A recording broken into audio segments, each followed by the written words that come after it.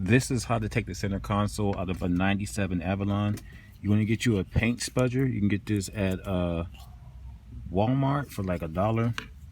And you're going to come up here and you just want to start prying up.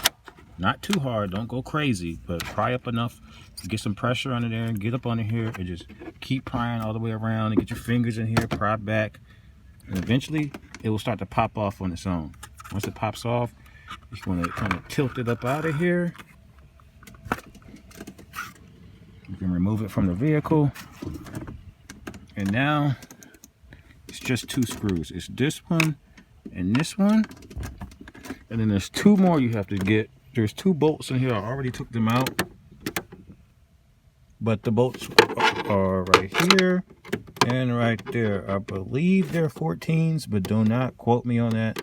But once you do that, you should be able to pull the console right out the vehicle.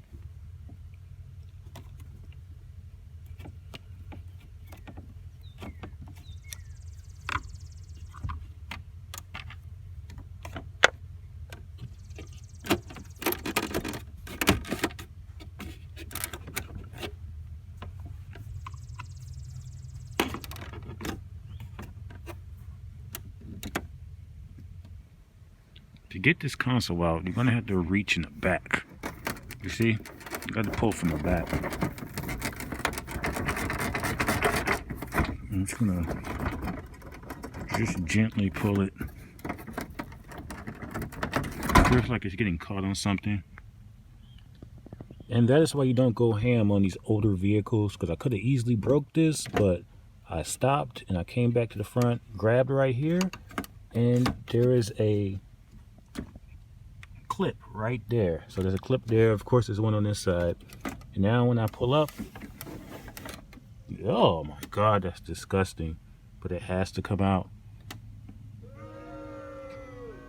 Look at how disgusting that is, bro.